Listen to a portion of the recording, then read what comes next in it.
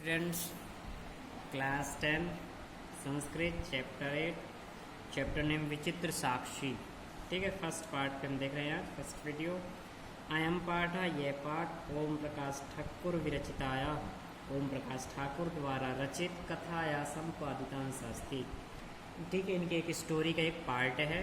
यम कथा, यह कथा बंग साहित्यकार, बंगाल के साहित्यकार, ठीक है, बंकिम चंद्र चटर्जी द्वारा न्यायाधीश रूपेण प्रदत्त निर्णयों पर आधारित, न्यायाधीश, ठीक है, जज के द्वारा दिए गए निर्णय के अनुसार आधारित अस्ति। एक ये पैटर्न, ये चैप्टर ये दी गए। ठीक है, न्यायकर्तारा, न्याय करने वाले, ये ठीक है, न्यायाधीश, सत्यासत्य निर्णयार्थ, सत्य और असत्य, ठीक है, कौन सही है कौन गलत, इसके बारे में यदा कदा तादृशी नाम, कैसे कैसी युक्तियों का उन्होंने प्रयोग किया, क्या क्या उपाय किए, या भी प्रमाणम बिना न्याय सत्य, ठीक है ना, इसके बारे में भी दिया गया।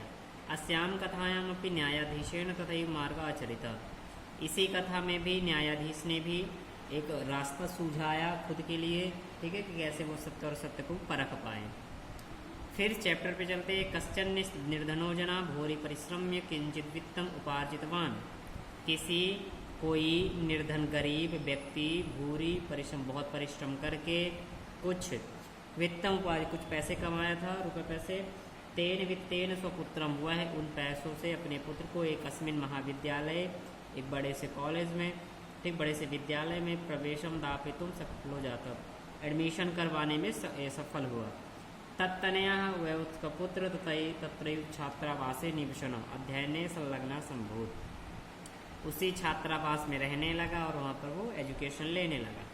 एकदा सा पिता तनुजस्य, एक बार वह पिता, ठीक है, उसका पिता तनुजा से अपने पुत्र को रुग्णताम आकरणे, सुन करके कि मेरा बालक बीमार है, तो व्याकुल हो जाता, व्याकुल हो उठा और पुत्रम दृष्टुम च प्रस्थित, अपने पुत्र को देखने के लिए वो परेशान होने लगा।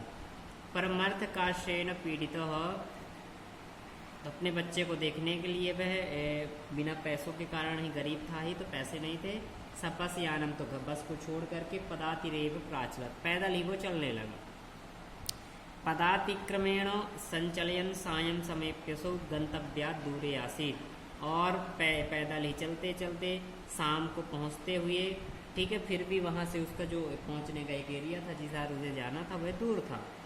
निशांधकारे प्रस्थिते विजने प्रदेशे पदयात्रा न शुभावा, उसने सोचा कि रात्रि में सुनसान जगह पर यात्रा करना, जर्नी करना सही नहीं है। एवं विचार सा पार्श्व स्थित, ऐसा सोच करके पास में स्थित ग्रामे, गांव में रात्रि निवासम, रात्रि में ही वो रख गया, निवास करने लगा।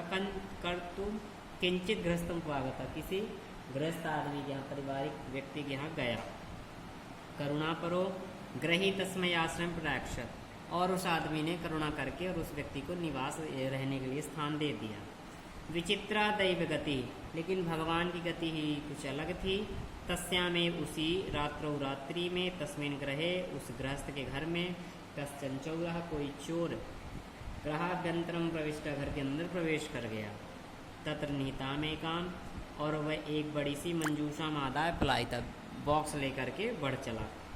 चौरस्य पादध्वनिना प्रबुद्धो तिथि, चोर के पैरों की आवाज़ सुन करके वह अतिथि जो था वह जग गया, और चोर शंकया तमन्व धावत, चोर की शंका से चोर को पकड़ने के लिए दौड़ पड़ा।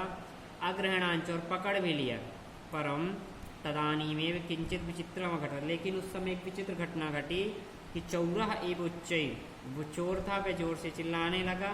क्रोशितुम आरब्ध, और चोरोयम चोरोयम, यही चोर है यही चोर है।